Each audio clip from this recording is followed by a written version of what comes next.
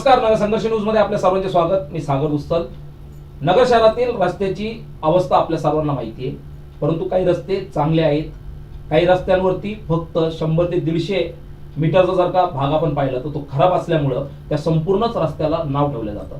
आणि हीच गोष्ट नगरसेवक माजी स्थायी समिती सभापती अविनाश फुले यांच्या लक्षात आली आणि त्यांनी मार्केट यार्डचा जो रस्ता आहे त्या ठिकाणी हेमराज केटर्स ते पाटील हॉस्पिटल हा जो 150 मीटरचा रस्ता होता हा अतिशय खराब झाला होता. आणि या रस्त्याच्या प्रश्नाकडे त्यांनी आमदार संग्रामभाई जगताप यांचं लक्ष वेधलं. परंतु कोरोना काळामध्ये आपल्या महाराष्ट्राची आर्थिक व्यवस्था जी आहे ती आपल्या सर्वांना माहिती आहे अतिशय खराब झाली होती आणि त्यामुळे निधी येत नाहीये. मग करायचं काय? तर या सर्व प्रश्नावरती तोडगा हा आमदार संग्रामभाई जगताप यांनी काढला. त्यांनी स्वखर्चातून आणि लोकसहभागातून या रस्त्याचं काम करण्याचा निर्णय घेतला. आणि हा एकमेव रस्ता नाही, असे 3 रस्ते जे आहेत ते आता स्वखर्चातून होणार आहेत. नेमकं कशा पद्धतीने हा रस्ता बनतोय ते आपण पाहूया.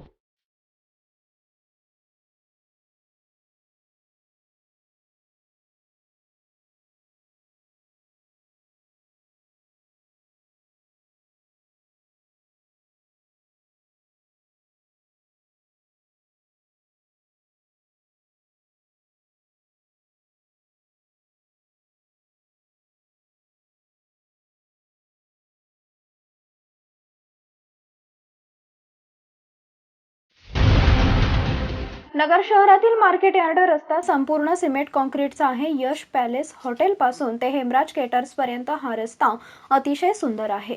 परंतु हेमराज कॅटर्स ते पाटील हॉस्पिटल पर्यंतचा 150 मीटरचा रस्ता अतिशय खराब झाला होता. या भागातील नागरिकांना तसेच या भागातून जाणाऱ्या येणाऱ्या वाहनांना या रस्त्यावरून जाताना चांगलीच कसरत करावी लागत असे. येथील स्थानिक नगरसेवक माजी स्थायी समिती सभापती अविनाश घुले यांनी ही समस्या आमदार संग्राम भैया जगताप यांच्या निदर्शनास आणून देताच त्यांनी या रस्त्यासाठी लागणाऱ्या निधीची वाट न पाहता स्वखर्चातून तसेच लोकसहभागातून या रस्त्याच्या कामाला सुरुवात केली. या रस्त्याच्या कामाचा शुभारंभ स्थानिक ज्येष्ठ नागरिकांच्या हस्ते यावेळी करण्यात आला. शहरातील असे आणखी 3 रस्ते लोकसहभागातून करण्यात येत असल्याचे यावेळी आमदार संग्राम भैया जगताप यांनी सांगितले. कोरोना काळात राज्याची आर्थिक स्थिती गंभीर बनली होती, तरीही शहरातील विविध विकास कामांसाठी मोठा निधी उपलब्ध करून घेतला असल्याचे यावेळी जगताप यांनी सांगितले. परंतु आपण आपल्या शहराचे नाव उंचावण्यासाठी सर्वांनीच पुढे येण्याची गरज आहे.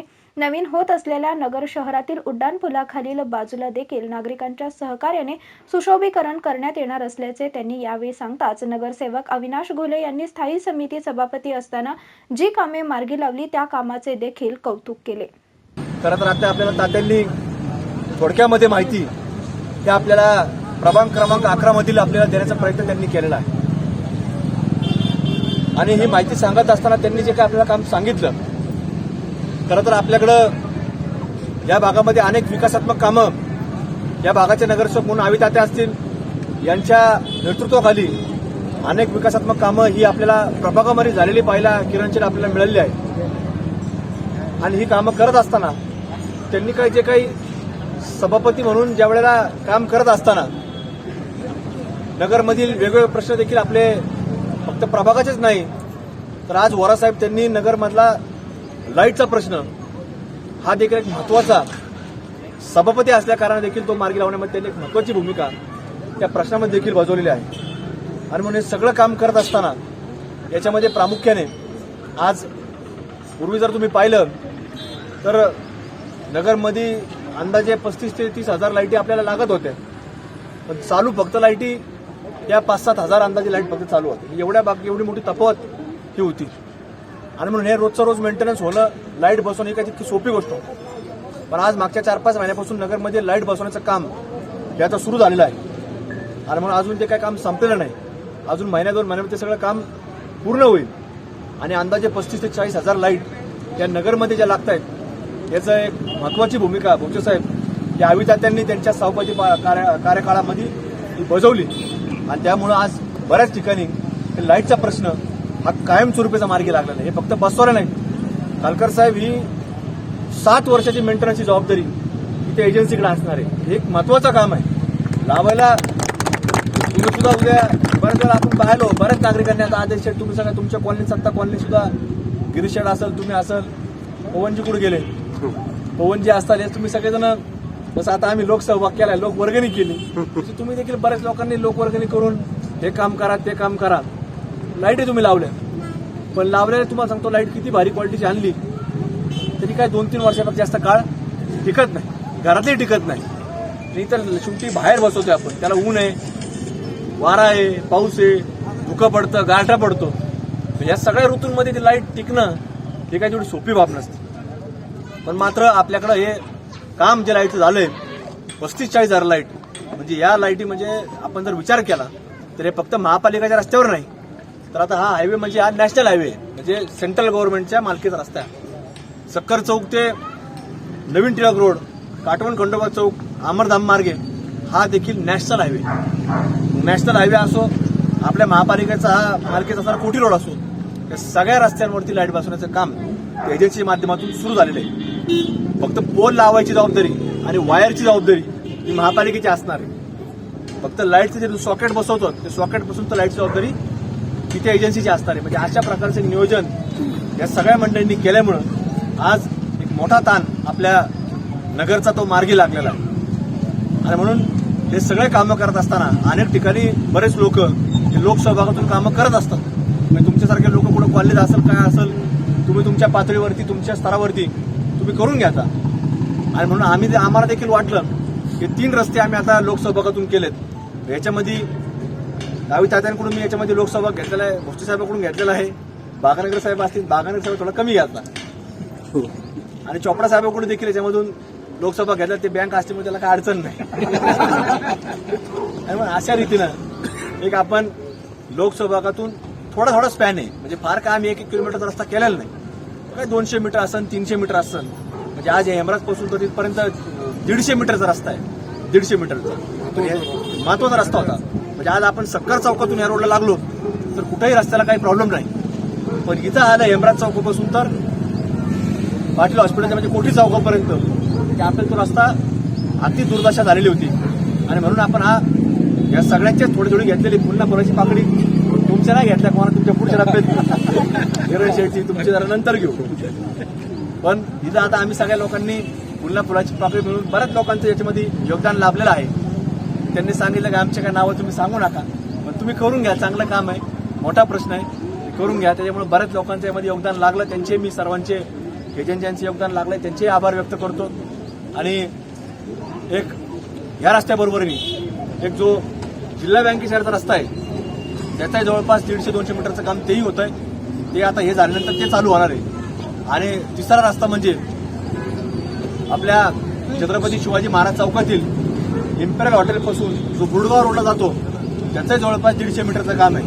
जवळपास 3 रस्ते हे लोकसहभागातून आपण आता घेतलेले आहेत. आणि येत्या काळामध्ये जिथं काय असे रस्ते चांगले असतात आणि एखादं स्टार्ट किंवा एखादी एंड किंवा मधला पैसा एखादा खराब असतो, तसं आता आम्ही तर गिरीशेट प्रयत्न करतोय की जरी शासनाकडून निधी नाही मिळाला तरी ते आपण पुढाकार घेऊन लोकांना एकत्र आणायचं आणि कुठतरी सर्वांनी तुम्ही आम्ही मिळून सगळ्यांनी एकत्र येऊन या नगरचं आपलं काहीतरी एक सर्वांची जबाबदारी, आपलं शहर आहे म्हणून आपल्याला प्रत्येकाला आपुलकी असली पाहिजे. आणि बऱ्याच वेळा आम्ही पाहतो की लोकांना एवढ्या आता कचऱ्याच्या गाड्या मागच्या 2 वर्षापासून सुरू झाल्या, तर अजून एक 5% लोक असे आहेत की कचरा गाडीमध्ये कचरा टाकत नाही. त्यांना काहीतरी एक वेगळा आनंद वाटतो की आपण बाहेर फेकला किंवा नियम मोडला. बऱ्याच लोकांना असं असतं सिग्नल तोडला त्याला सांगतो मी त्याने आपण तोडतो सिग्नल, ते अभिमानाने सांगतो. त्याचं कचऱ्याचं त्यांना वाटतं मी फेकला ते गाडीत नाही टाकत, असू दे हरकत नाही.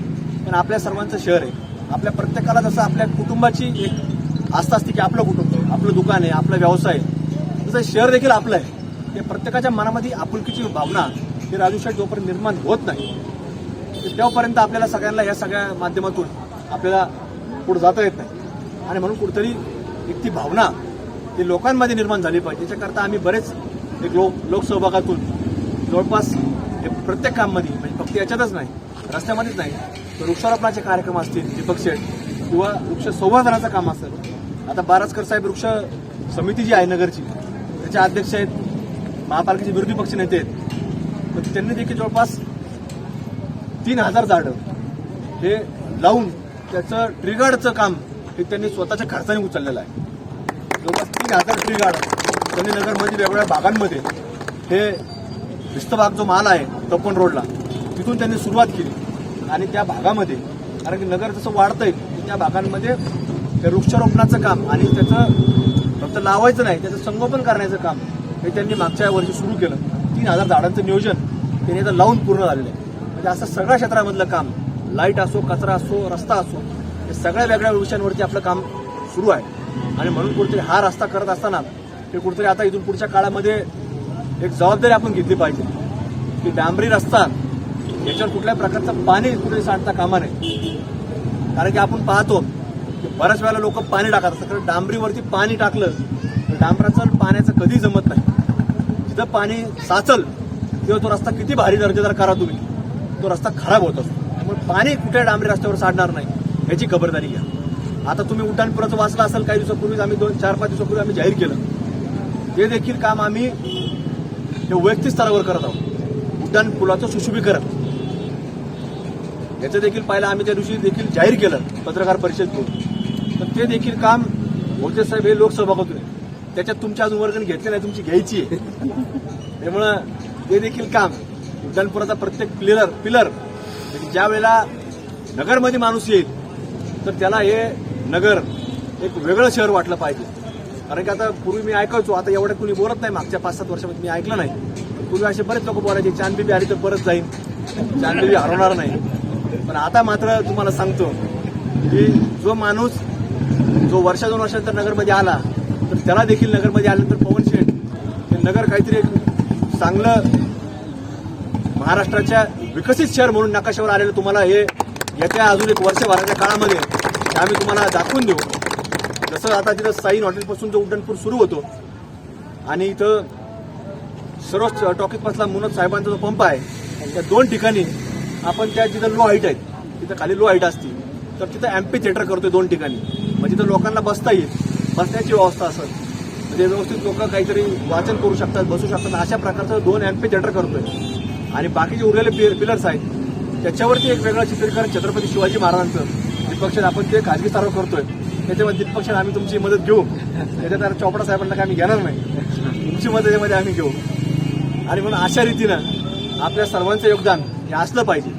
आता आदेश शेट्टी देखील आदेश शेट रोज दर्शनाला त्या महादेव मंदिरामध्ये तिथं धार्मिक परिषदेच्या तिथं समोर असतात. तर त्यांनी देखील एक चांगल्या प्रकारचं ते उद्यान स्वतः खाजगी स्तरावरती विकसित करण्याचा निर्णय त्यांनी घेतला. तर त्याचे देखील मी आभार या ठिकाणी आदेश शेटचे व्यक्त करतो. आणि असं जर लोकांनी सर्वांनी योगदान जर दिलं तर नगर शहराबद्दलची आस्था, नगर शहर आपुलकीची भावना आणि त्याच्या माध्यमातून नगरचा एक वेगळा दर्जा महाराष्ट्राच्या नकाशावरती जो आमचा आणण्याचा प्रयत्न आहे तो तुमच्या सर्वांच्या लोकसहभागातून हा मला वाटतं तो टप्पा आपला काही दूर नाही. आणि म्हणून आपल्याला एक नगर शहर या महाराष्ट्राच्या नकाशावरती एक वेगळ्या उंचीवरती न्यायचं आहे. आणि त्याच्यामध्ये हे सगळं विविध क्षेत्रातील काम हे आपल्याला उभा करायचं आहे. आणि म्हणून अशा रीतीनं सगळं हे काम करत असताना तुमच्या सर्वांचं योगदान याच्यामध्ये महत्त्वाचं असतं. तरी काम आज जरी छोटं असलं, टप्पा 150 मीटरचा जरी असला तर काम मात्र महत्त्वाचं होतं. आणि म्हणून अशा रीतीने सगळ्यांना आपल्याला पुढे जाऊन काम करायचं आहे. त्यामुळे जितके काय प्रश्न असतात त्याच्यावरती आम्ही सातत्याने वेळोवेळी उभा राहतो. त्या ठिकाणी आम्ही उपलब्ध राहून या सगळ्या प्रश्नांवरती फक्त तक्रारी न करता त्यातून काय मार्ग काढायचा याच्यावर देखील आम्ही मार्गक्रमण करायचा प्रयत्न हा आम्ही सातत्याने करत असतो. आणि म्हणून अशा रीतीनं एक चांगलं नियोजन करून एक आपण सर्वजण काम करतोय. आता या पुढच्या चौकामध्ये देखील तात्यांनी पुढाकार घेतला ओपन स्पेसचा इथं पुणे मोतीनगरचा. तिथं देखील आमदार निधी असेल, तात्यांचा वैयक्तिक तिथं नगरसेवक निधी असेल, अन्य ठिकाणचा देखील निधी आम्ही तिथे उपलब्ध केलाय. जवळपास 50 लाख रुपयाचं एक मोठं उद्यान त्या चौकामध्ये आपण तिथे डाव्या बाजूला पक्ष आपण तिथे निर्माण करू. अशा रीतीनं की सगळ्या बाबतीमधलं आपलं काम हे आता सुरू आहे. त्यामुळे आपल्या सर्वांचं योगदान इथून पुढच्या काळामध्ये असंच लाभेल हीच अपेक्षा निमित्ताने व्यक्त करतो. आज आपल्या मोठी गुलाबसिंग पाटील हॉस्पिटल ते मकासारे चाळ ते हेमराज केटर्सपर्यंत खूप दिवसाचा हा रस्ता बरेचसे कामं पुलाचे कामं चालू असल्यामुळं हा रस्ता खूप खराब झाला होता. आणि वेळोवेळी आपल्या पाण्याचे पण प्रॉब्लेम झाले होते. त्याच्यामुळं तिथं बऱ्याच वेळेला आपल्याला ताळे मारणं आलं, पुढं लाईनचा विषय असेल, त्याच्यामुळं हा रस्ता खूप खराब झाला होता. त्याच्यासाठी आम्ही सर्वांनी आमदार साहेबांकडे त्याचा पाठपुरावा केला, वेळोवेळी पाठपुरावा केला. आणि आमदार साहेबांचा पण येण्या जाण्याचा रोड असल्यामुळं सगळ्यात महत्वाचं मी वार्ड क्रमांक 11चे या प्रभागाचे सर्व नागरिकांच्या वतीने मी आमदार साहेबांचे विशेष आभार मानतो की हा रस्ता कोणत्या निधीतून नसून आमदार साहेबांनी स्वतःच्या ह्याच्यातून हा रस्ता खर्चातून हा निधी म्हणजे कोणता आमदार कोणता लोकप्रतिनिधी असं हे करत नाही. याचं उदाहरण द्यायचं झालं तर आमदार साहेबांनी हे खर्चातून हा रस्ता केलेला आहे. म्हणजे सांगायला आपल्याला अभिमान वाटतो, कारण निधीतून सर्वजण निधी येतो, सर्वजण निधी टाकतात, पण या रस्त्याची दुर्दशा पाहून भैयांनी येता जाता त्यांचं पण येणं झालं तर हा नेहमीचा रोड आहे. निधीची या कोरोना काळात खूप अडचण आली निधीची, वरून शासकीय निधी असेल तरी आमदार साहेबांनी भरपूर प्रमाणात तो निधी उपलब्ध केला. प्रत्येक प्रभागात असेल, मुख्य डीपी रोड असतील, येणाऱ्या काळात सुद्धा मोठमोठे रस्त्यांची कामं आपली होणार आहेत. आपल्या प्रभागात आता आपला खालकर हॉस्पिटलचा रस्ता सुद्धा आपण आता काम मंजुरीला टाकलेला आहे. येत्या 15 दिवसात किंवा महिन्याभरात तो सुद्धा रस्ता आपला होणार आहे. आपला गुलाबसिंग कंपाऊंडचा एक रस्ता आहे, फरशाचं काम ते सुद्धा एक आठवड्याभरात थोडं झालेलं आहे, पण आठवड्याभरात सुरू होणार आहे.